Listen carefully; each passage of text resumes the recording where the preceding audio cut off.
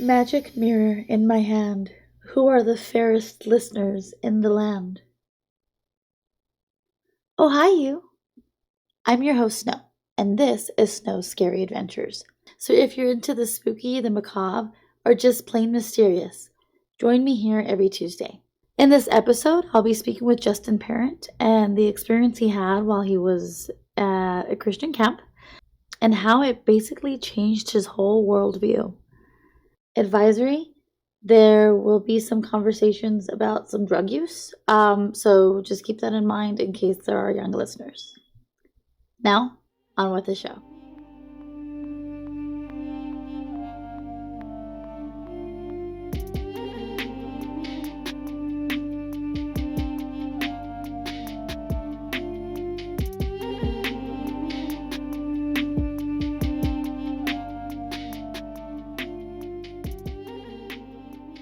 Hey, Justin, how are you? It's been a minute since we've spoken.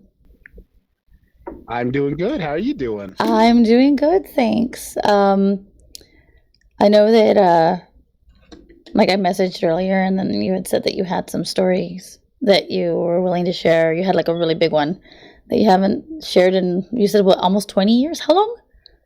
At least 20 years. At least 20 years. Maybe more, because I would say I was probably 14 or 15 when this happened. Oh, geez, and you haven't really spoken about it since.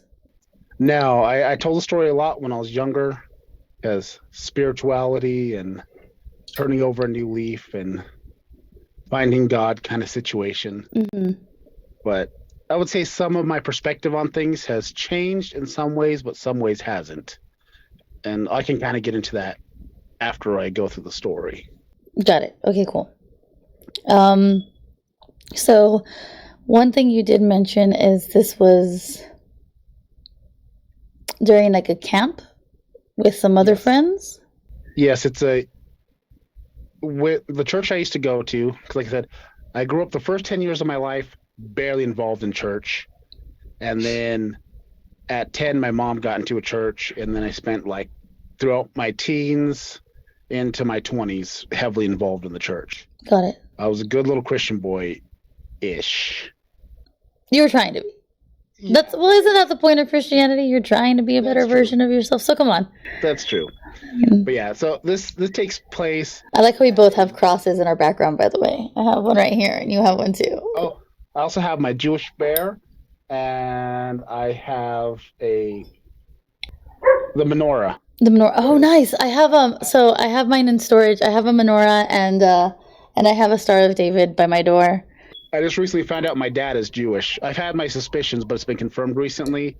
So now my family really leans into it. That's cute. My bloodline is Hebrew. Like I have Hebrew in my bloodline, and then I have and then we kind of shifted into Christianity and Catholicism for a while, and then Christianity. Oh, yeah. If you go through like all my ancestry, like we have Jesuits, we have members that are part of Opus Dei, like all legit. Like it's kind of like at some point or another they were all pretty intense about their faith. So that's pretty cool.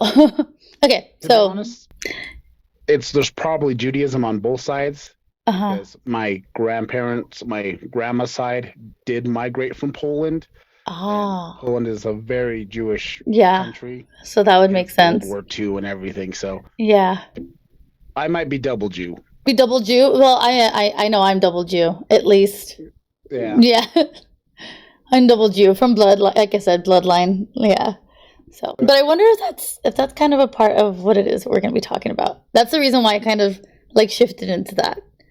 Because I feel like I read an article recently that your faith or like your worldview determines the spirits that you encounter. That does kind of make a little bit of sense there.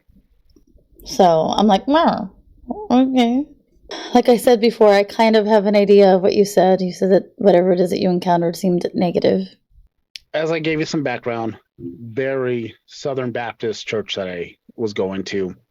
And every year they had this whole big summer youth group thing, Camp Colorado. And they did there was zip lining and tree climbing and this crazy little balloon bounce Velcro thing. It was the 90s. We were all wearing Jinkos and That baggy still sounds pants. fun. I don't know. I'm Honestly, down. I Can I wouldn't go? mind. Do I I wouldn't mind qualify? going back. Yeah, I wouldn't mind going back because there was a lot of fun there. But this is also kind of a very tumultuous time in my life. Mm. And I had really leaned hard into doing, I didn't get crazy into drugs just yet. That was a little bit later on. But smoking a lot of weed, wasn't really into Christianity. My best friend in the whole world was taken to a drug rehabilitation center here in Las Cruces. And basically, his mom just dropped him off because he had smoked pot twice. And then she moved to Atlanta.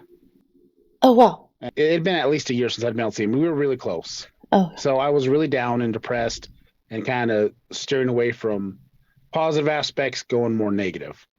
okay. Well, it came time for the Camp Colorado thing. And on the way back, I remember me and some friends had kind of switched seats, and we were all with different girls doing not so church friendly activities in the back of the bus. And then some other people had brought some other mind altering substances, and we would sneak off, and do stuff, basically doing all the stuff that you were encouraged not to do. Yeah. But so we were there, it was like about 3 days in, usual festivities, swimming, zip lining, Velcro, jumping balloon, whatever's. Some people even brought some boxing gloves and were having impromptu boxing matches behind one of the cabins. Usual good youthful fun. Later on, like I said, this is probably about third or fourth day in. I'm going to just use the first names. It was me, Caleb, Jake, and his brother James. The four of us were in the cabin, chilling, dark out. It was lights off time, and we were just kind of on this roll of just talking about everything that's going wrong in our lives and how we were unhappy, we didn't see a future for ourselves, and just kind of very 90s depressed, pretty emo status stuff before emo was emo, because this was before the emo thing kicked in. Well, I just remember Caleb getting real down on stuff and saying that chances are he'll die in his 20s with a needle in his arm. Oh, God. And it was just very somber. I didn't see a lot of hope, and I was like, yeah, and chances are I'll be the one that sold it to you, just going back and forth, just talking about how depressed and angry we are with the entire world and everything around us, with the way we were being treated at the church, because we were the outcasts of the church. Because, we would go skating and kind of skip out on stuff. So the youth director was kind of very judgmental of us. So we didn't really have that good of a time. And it was one of those things, it was like chicken or egg. Were we being rebellious of the church because we were treated poorly, or were we treated poorly because it was kind of on the edge there? Yeah. The adult that was part of our cabin, because every cabin had an adult signed to him. Yeah. The adult that was signed to our cabin had to go to the hospital the day before. I don't remember what happened, but he got really sick and he was dehydrated, and he ended up just having to go home. He got out of the hospital and just flew home because he was really sick. Don't know what exactly was happening. He was dehydrated, and it was just, or maybe it was earlier in that day, but it just happened really fast in that time frame. So it was just a bunch of us kids. That's why we were there, lights out, just screwing around and then talking, and that's how everything happened. But when he had said something, all of a sudden the front door just swung open and slammed shut. Because we thought it was one of the adults that were supposed to keep an eye on us, just checking us, because they knew that this cabin had no adults in there. It was just mostly the hoodlums of the church in one. Why did they put us all in one spot? I don't even know why they did that. But either way, majority of the hoodlums were in the one cabin. Yeah, why would they have They should have like separated you so you guys would have had the other influence kind of thing, unless they were worried that you were too influential, and Yeah, that doesn't bad make influences sense. all together, so we only bad influence each other. We're there alone. That door just flies open, slams shut, and everybody's like, "What the hell?" And everybody's all shh. So be quiet, and we're just waiting for like, "Hey, everybody needs to quiet down," or what? Nothing. Not a word. Nothing happens. And then Jake looks over, and he just sees this weird shadow Oh God. by the door, just a dark, ominous shadow. And then he says, "What was that?" Door opens and shuts again. And we're like, "Oh, what the hell?" So then everybody turns on lights. Nobody sees anything, but you just feel this cold, eerie vibe that just settles in the cabin. And at this time, we just start freaking out. And we're like, "Oh, what the hell's going on?" You know? And of course, this being a church camp, everybody kind of starts searching around, and they're like, "Oh, are we supposed to pray? What do we do?" Yeah. I don't know. And so we're just freaking out, trying to figure out what the hell's going on. So we start praying, and it was started by James, who was the least corrupt of our group. He was still He's still malleable. I remember he started, I think he's the one that started saying we should pray because he was the most reasonable one. Everybody else was just like, "What the hell's going on?" We're looking outside the cabin, trying to figure out what's going on. I think we even put the little lock on the door, and he started praying, and then all of a sudden he just couldn't talk. He was like, "What's going on?" And he started crying, and so everybody's like, "I guess we should pray over him." So we prayed over him, and then he was able to talk again. And I remember flipping open my Bible, and I don't even have actually, I might have the verse somewhere in here, but it was a Psalms verse, and basically was just saying, I used to have this memorized, but I don't anymore. But it was basically like coming out of the deepest gloom and talking about sadness and turning to God and being released from your darkness, your dark past. And I just opened it up and just read it. And then shortly after that, James was able to talk again. And I just remember us crying, and then slowly that darkness kind of lifted and it felt better. Like the room felt lighter.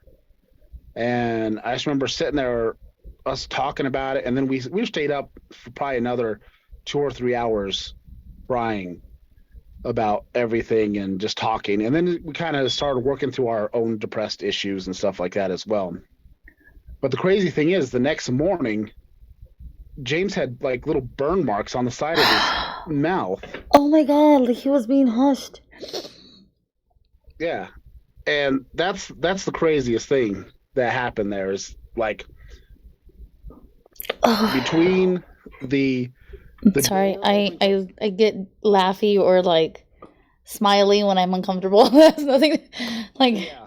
No, that's scary. I mean, because even when I remember who said it first, but I think it was Jake, James, or one of the other random guys in there because there was about 14 of us in bunks, and when they said they saw the figure when it left, they said it just like it looked like it had horns. And I was just like, and that's when it freaked us out. Like, I still kind of get goosebumps over it.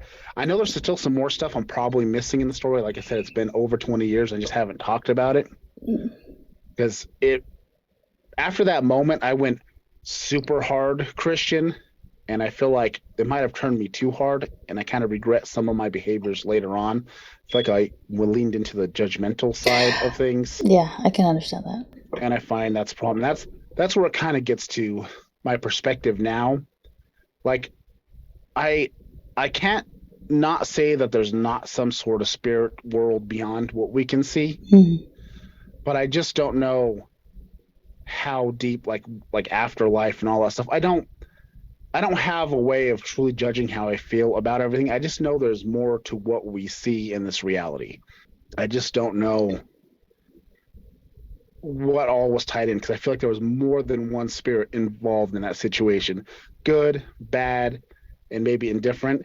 That's why I have multiple thoughts on experiencing that because at some point I almost felt like going full atheist. But at the same time, when you have an experience like that, You it's can't. hard to Yeah. completely reject the idea that there's not a bigger spiritual world. I still will always say I am Christian. I'll always believe in that, but I do clearly, like, I will read a lot of the things that are said, and one of the big things for me is, judge not lest you be judged. That's obviously a big one, but I feel like that was a huge like lesson that Christ Himself made us understand. The other one was love one another.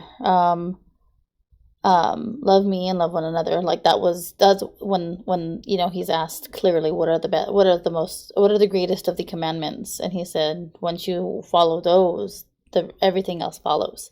Obviously, it seems like what it was that you experienced was I don't say it. I say schmeemans. Yeah. I don't say the actual words. I don't like Yeah. to awaken wherever they may be. So yeah. I do feel like I had said before, I feel like some based off of your faith or how you're religiously brought up will determine what you experience. And that makes sense, but I also feel like the more you know, the more you'll understand, and that's where you also have to be more careful too. I feel like there are so many times that many of us don't realize that our own deep thoughts do create the energy which attracts what we don't want near us, and it makes Well, that, and then that's what makes it worse. I definitely believe the the energy you put out is what you bring in. Yeah. Definitely. So after your initial experience, when you realized, um, so you said one, he had burn marks the next day on his mouth, or like Yeah, he around had his mouth. burn. Yeah, he had burn marks on Gosh, his mouth, and they were about the size of like a fingerprints. Like hand. if you were to grab somebody's mouth and just hold, like if you were to grab somebody and Oh, just hold, that's what freaked us out. Like how the did he next day, feel? like I mean, I'm sure obviously he had fear. Wow. I've never heard of something trying to hush a prayer. That's scary. That's yeah, and scary. that's what disturbed us most because this thing, like the story I told you, is short, but it just felt like it went on for hours. Like it legit felt like it was going on for a long time because when the door opened and shut, it was one thing, and then opened and shut again. Like it was like a pause of everybody being quiet, trying to be like, I don't know, we don't want to get one of the. The I can't camp. remember whose name we said because there was one guy in particular that was kind of on our ass earlier that day, and we thought it was him coming in. Mm-hmm. So that's where it was kind of hushed. And then like, what the hell's going on? And then that's when somebody said, "What's that in the corner?" And actually, I remember first somebody turned on the light and they didn't see anything, so they turned it off. And then that's when the door opened and shut again. And it was just because it was after somebody had seen the shadow in the corner. That's what freaked everybody out. I don't know how I would handle that. Like, that's a big Because nope for me. when we had come back, we actually, multiple of us shared our experience in the story of what happened in the cabin in the church. And what happened? Yes, like a whole testimony. I just remember that it was a very shocking moment for a lot of people, and there was lots of crying and prayer. Also, I feel like there was some theatrics involved with some people, but I know who they are, and they're always theatrical. But like even at the camp, there was like a whole shift in things, and there was a lot more thoughtfulness and prayer, and even just the tone shifted amongst everybody. I Like would say because it's there was, like when the men that said they knew Christ were using his name to try to cast out demons. And do you remember that? yeah, So they're using his name, and he looks at them and he's just like, I don't know you. Like, you're using my name, you're using me basically in vain, trying to make it seem like like you have a connection with me just to try to use this to make a scene, right? But I don't know Yeah. you. And it was the one person that did actually understand his what their faith meant that was able to cast it out, and cast it into swine, right? Yeah. Um, so that's what that kind of reminds me of. There's all these people that are, there in your church. They're looking down on you. They're looking, you guys are really still just trying to understand what it's all about. You probably are already feeling some sort of way as far as um, where this actually is leading you. Probably, I'm not sure if like you each individually knew that you wanted this faith in your life, but you didn't really know what steps to take. That's what it kind of sounds like. And then that moment where you absolutely needed it, that's exactly what you did, if that makes sense. And in other situations, that wouldn't have been the case. In other situations, arrogance could have taken place, and that wasn't Yeah. you. You literally dropped everything that you all knew, and you all were kind of, I guess, rebelling, and you just said, no, this is what we're supposed to do. It's time to pray. And whatever it was, you guys obviously took it on. And oh my god, I'm getting chills about it because that's really good. That's like amazing. But not everybody can say that. A lot of people can say that, oh, I grew up in the church and this and that, and their first reaction isn't to pray. And it makes you Yeah. think, like, so what are you learning when you're going? Are you just, or are you following blindly? Like, you know? And for you, you all clearly showed what actual faith can do. And I think It, that's what made everybody's jaws drop. it was, yeah, because it was honestly, it was James's decision that we should look to the Bible and look to Yeah. prayer. And then I was like, oh, and basically me, I was like, oh, that makes sense. We're at church camp, you know? So, and then that, like I said, the freak, and then that's when he started praying, and then and then when he couldn't talk, and we prayed over him, and I found the Bible verse, and I wish I knew where the hell it is. My That mom the fact framed it that, I for me. mean, yeah, but the synopsis of that verse, like, Yeah, it it, is it just just so telling, because you guys were already saying that you guys were struggling a bit. You guys were starting to feel a little down. Like, you guys were going through your own, like, I guess, like the starts of like doubt and depression and things like that. And you all were kind of falling into this. And the actual verse itself says that I will pull you out of your darkness. yeah, And I think that that in itself is like even further testimony of what it was that you were going through. It was like, it was that something was negative, was whatever was negative was prowling on exactly you because of that, to see how far it could go. That's just, I don't know. Sorry, I find it incredible. Go ahead, keep going. yeah. That was kind of the big influence. That was kind of the big thing that happened, which is even stranger because it just made me think of later on in my life because it leads to a dream I had the other night. Because I've been in a weird place in my life lately, mostly because of my career and things. But later on, I'd say probably another 2 or 3 years later, I leaned back towards the dark ways, Mhm. and I remember taking LSD, and I was in a very dark place at that time. And I think those dark influences came in later on, I would say in high school, a little bit before um, my girlfriend, later on wife, now ex-wife, was pregnant with our son. It was a little bit before I met her. I was in that dark realm in my life again, Mhm. and it took a bunch of LSD, a lot of it. It was my first time, and I just took 6 right out the rip. Okay, bad. And two, But how the heck did you get hands on that? Like, isn't that shit expensive? Like, birthday money. mm. Oh, sir. Okay. So, but I just remember at some point in the middle of the night, I was sitting there in my room, proper goth kid, listen to Marilyn Manson, Proper goth kid. just drawing with my black light. on, middle finger painted black. And I just started drawing and I created, we'll go with an evil entity instead of Okay. using, Yeah. I like to yeah, call it Shmeeman. Well. yes.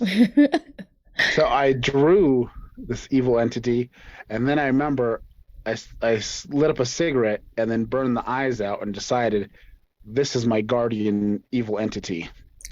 And I folded it up and I put it in my wallet and I carried it with me for a few more years Oh my God. Oh. everywhere I went. Yeah. And my life took some darker turns and more shenanigans of the unpleasant variety. I didn't do anything too terrible, but a lot of people could sense I was not the kid to be messing with. Mm. I was willing to fight, and you know, once again, I kind of turned down that path of I didn't see my life going places, and I got into doing. That's when I started doing like the harder drugs. I tried amphetamines of the meth variety once, but it turned out I have ADHD, so it didn't work. I was making a lot of poor decisions, and it was getting worse. And it wasn't until I got my ex-wife pregnant and realized now I have a future to look forward to. Hmm. And the next day I quit doing everything, ripped up my little Thing. guardian evil entity and denounced him and everything else. And then went back hard into the church ways. And Hmm. once again, I always feel like I always go hard one way or hard the other. I think it's been in the last few years of my life that I've just kind of centered things and kind of looked at a lot of things because I deal with death too frequently. Yeah, and You know, I think I understand what you mean along like when it comes to that. Like it's not so much that I yeah, deal with death frequently, it's just that I understand death in a different light. And I don't a lot of people think it's like embracing the darkness, but for me I'm like it's not so much that. It's more embracing that it's part of life. yeah. It's kind of yeah, I don't know. And like I don't fear it. Like in me in my faith, like I'm not supposed to fear anything that is dark, nor should I fear death. Like, No, so I don't know. I feel like I'm just not in that yeah, mindset. but So that's why I'm like I like spooky. It is what it yeah, is because it's another part. It's another realm that I believe just people are not as open to. But when you actually do kind of have your own experiences, like you said, that's when it's hard to deny it. death I used to be able to deal with more, but more recently, in the last 2 years, I had to respond to a call of a family member. It was my ex-wife's uncle, and he didn't make it, and Oh, that throws a whole different spin on things. yeah. But that's kind of where PTSD comes into it. But Where either way, what do you do again? paramedic. But the whole guardian evil force thing, I had a dream the other night, which was really weird. And it's one of those very like burned in your memory Ugh. dreams where it started off a dream where I was at work. I'm I'm taking a patient out of a hospital room. We load him up, and when I walked out of the door, suddenly everything was like I was on the edge of a cliff, and there was a like just enough space just to kind of walk through fairly comfortably, kind of on the edge. And then as I look over, I can see kind of this other little like pathway that leads up to kind of a strange looking mountain just off into the distance. And I turn around, and everybody I was with is no longer there. They're gone. And then all of a sudden I look, and I'm like 12 years old, maybe 13. How old were you I'm when a that young first kid again. thing happened?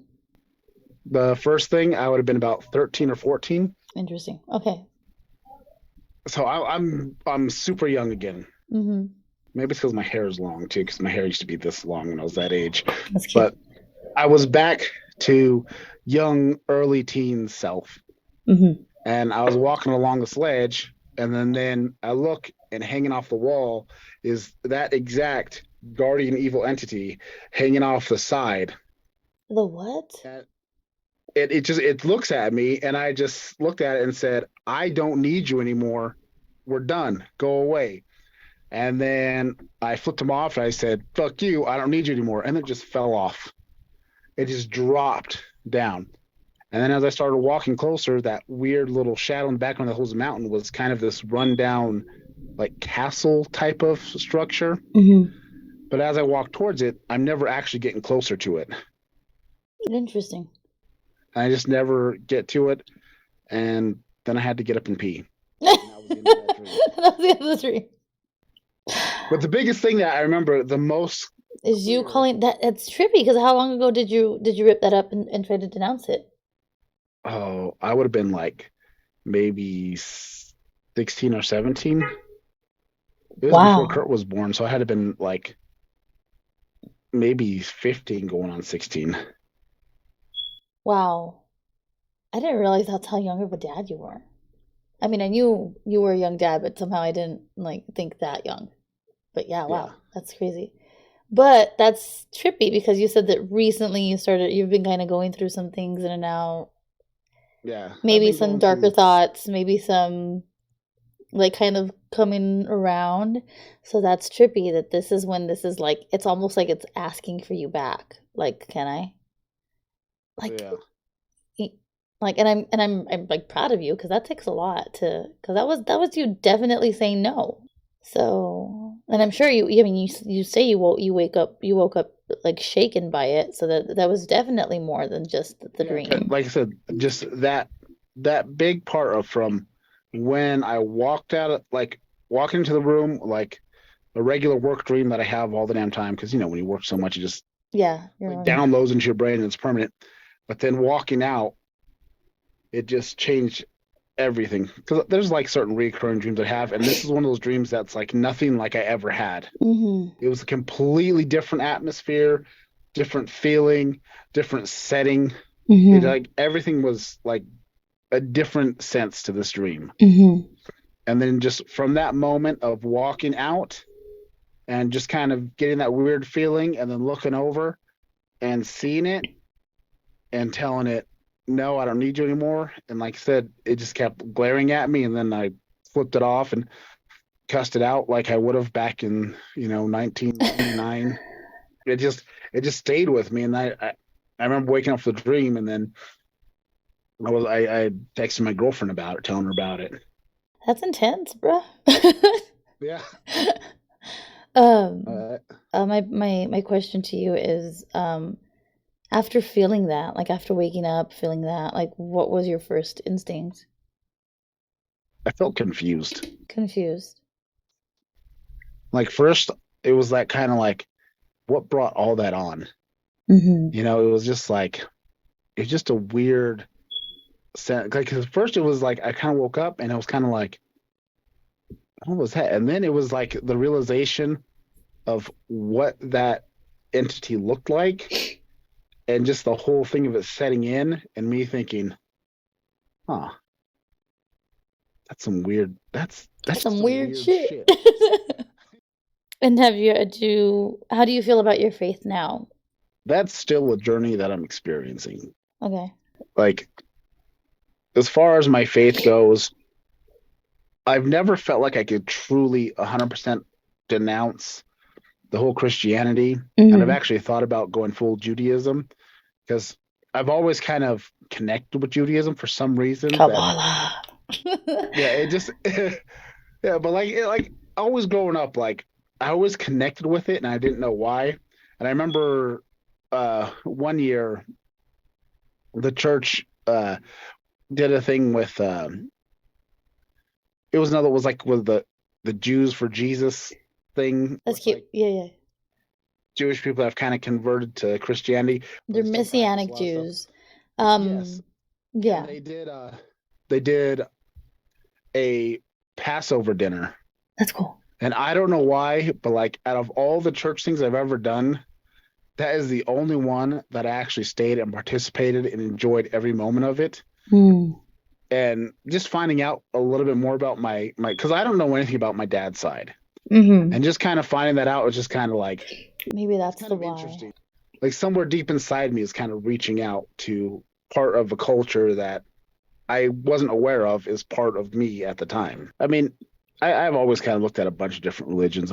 I've always found the idea of spirituality and what's beyond what we can see being there.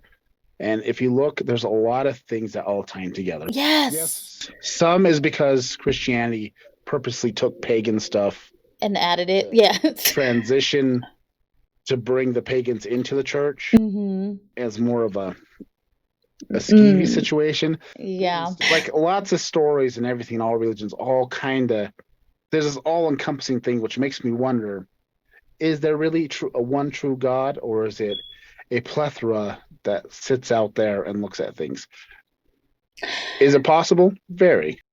So in okay, so since, you denounced the entity and then you saw it again, I know you say that you're feeling confused, but at any time since the first time you were still in that dark space, did you ever experience other things after the camp, basically? Did you ever notice that you were more in tune with certain things, even if it was like just feelings or dreams, I other would dreams? I would say sometimes, like, but it's always one of those things of you write it off as like you feel like somebody's watching you or something's going on. Like I've definitely had a lot of random spiritual dreams, but those are kind of like the big events that Mm-hmm. have happened. Um, I think I'd say the rest have been more of just those strange feelings when you're in certain places and you feel like there's something else there with you. You know what I mean? Mm-hmm. Like there's a place called the Haunted Church that's over here, which we actually went out to and tried to shoot some stuff in front of it. It has a very dark past. They used to hang ex-slaves in front of it Oh in God. the 1800s, and it wasn't until like the mid 90s when they cut the tree down. Like you could see where basically those old nooses hanging from it, and Oh, like the not like the yeah, yeah. the whole story behind it is there one day during church they say an evil force kind of shot out of the baptismal thing in the back, and ever since then it was shut down. It hadn't been shut down. It's an operating church again now, but they just recently renovated it a few years ago, which really creeps me the hell out because that church has always had this vibe to it, and it always will. It just, That's trippy. I mean, a lot of evil things went down in front of that church. So, but I remember, I know we're trying to shoot a few scenes for one of the movies that we did, one of the 4 year film challenges, but we couldn't get any good audio because one, all of us kept hearing something walking behind us, but you would turn around and nothing would be there. No.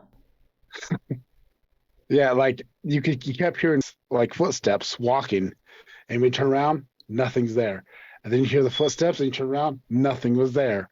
So we're like, screw this, let's go. And it was just, the lighting was wrong, and then we kept hearing stuff, and we didn't want to screw around trying to fix the lighting situation No. because it was weirding us out. Yeah, no. So, but I would say it's been like smaller instances. Um, but now I've just been through my own inner turmoil of sorting out how I feel with a lot of things, Mm-hmm. coming to terms with life and death and all the strange experiences. Yeah, in So between.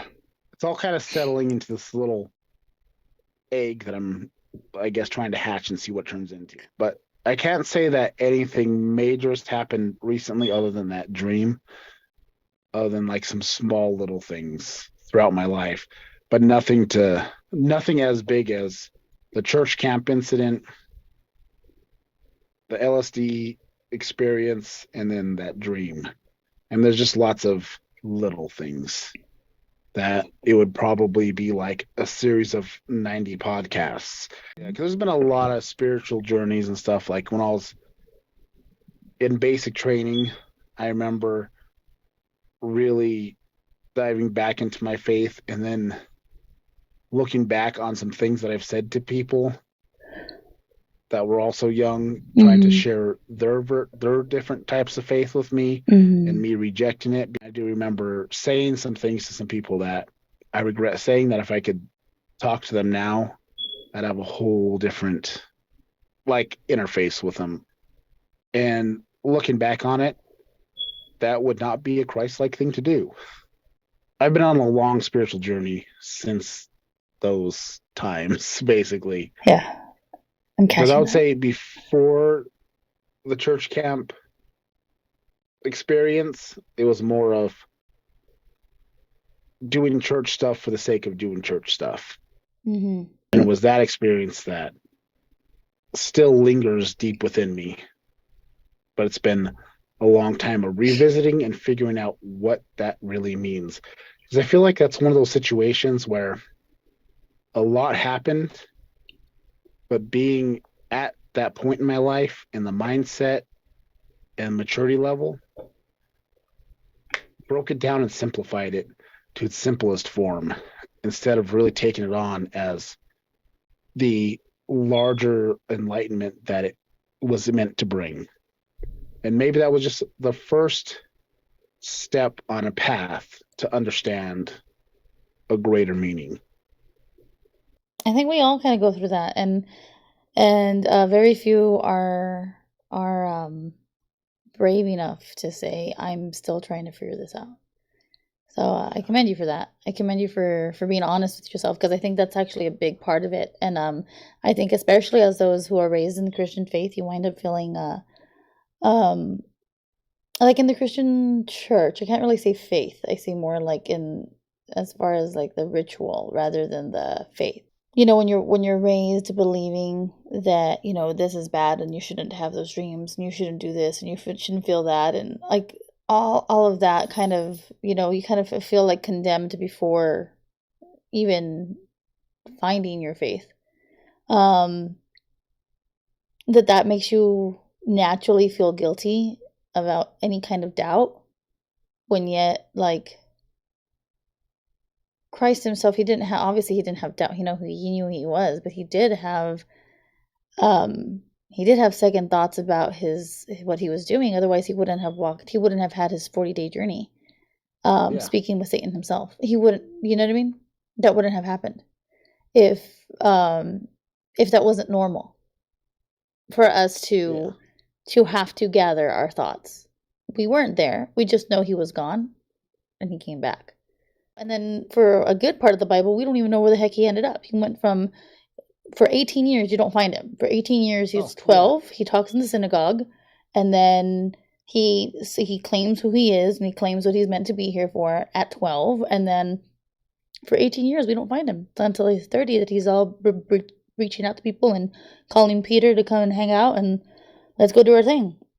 I mean, I just see him as somebody who had the message and made sure it was getting out, and his message was, in the end of the day, it's all about love. Like, and what love is not weakness. It's not, you know, that meekness means strength because it's a choice to hold back, things like that, you know. And I find that is just so interesting all in itself.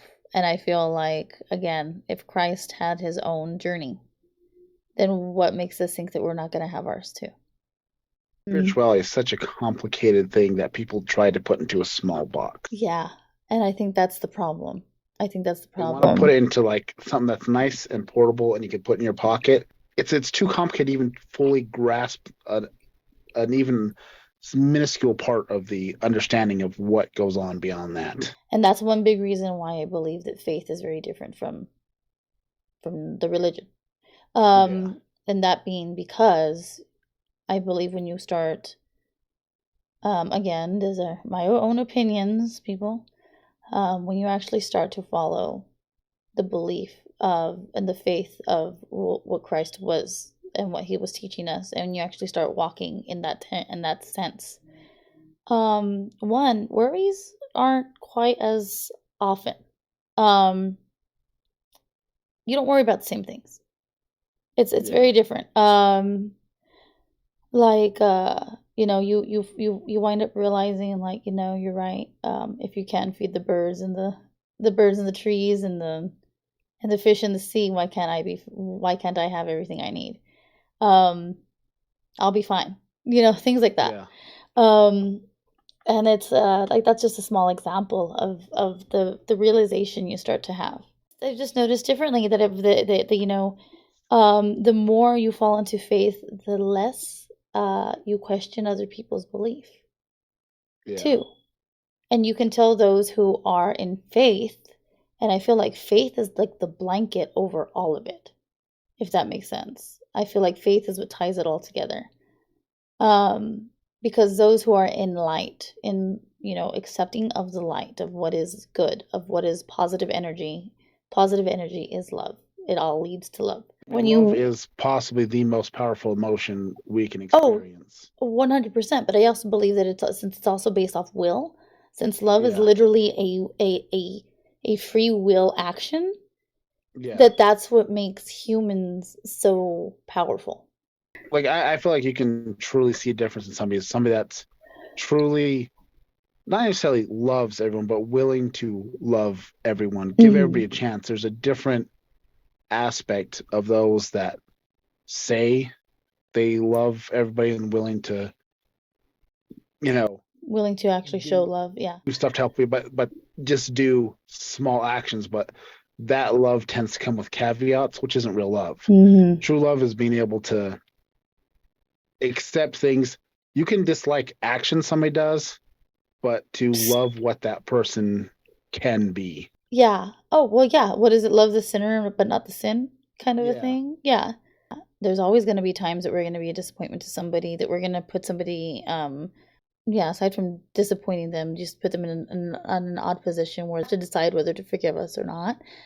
Because Things like that, forgiveness in itself, it is divine.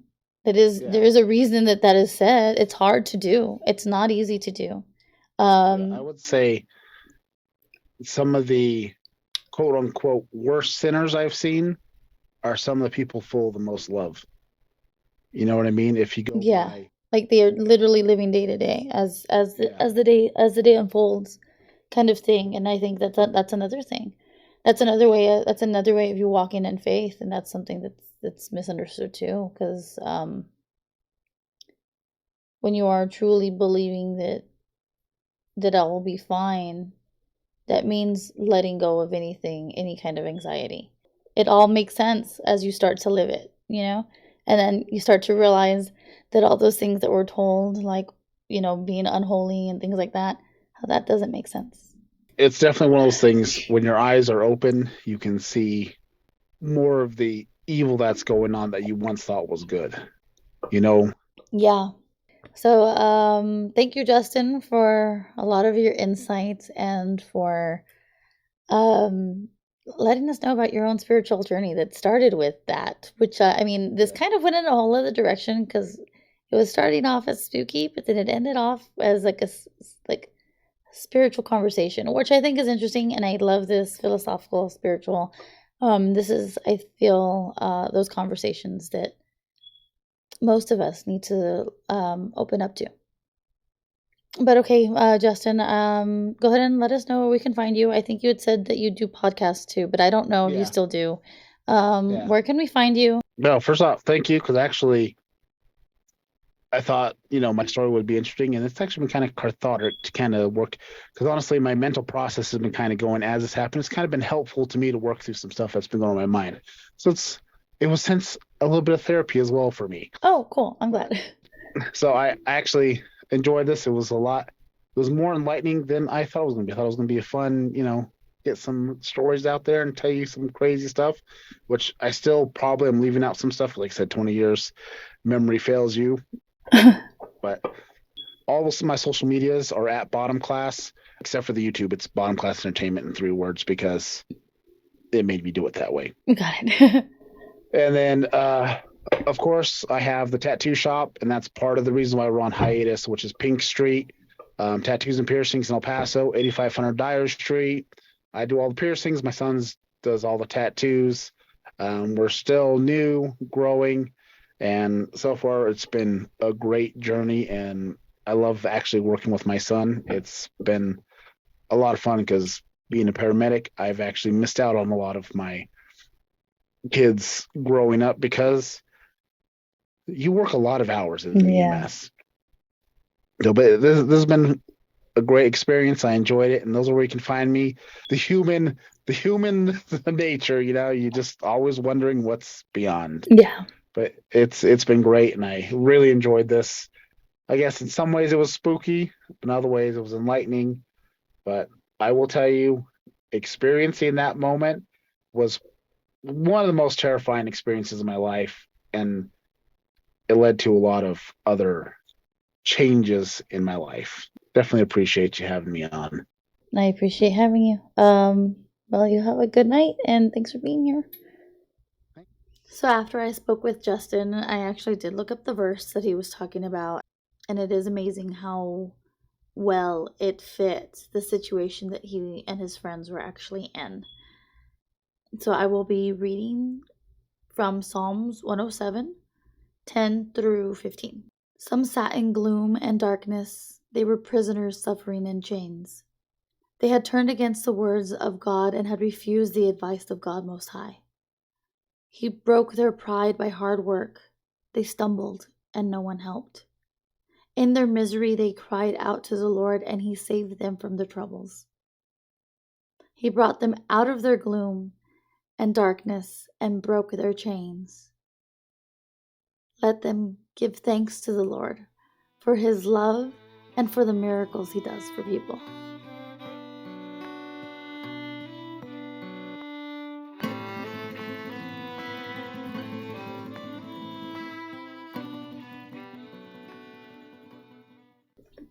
Special thanks to Justin Parrent for joining me today and for sharing his story, and to Master Sword Music for all the background music that we have in our episodes. If you ever want to catch me live, I do stream on Twitch at touch_of_snow, SNO, or you can follow my socials at touch_of_snow. If you do have any stories you would like to share, just go ahead and look at the channel description, and there will be an email that you can go ahead and send any of your stories to. And remember, guard your heart, for everything you do flows from it.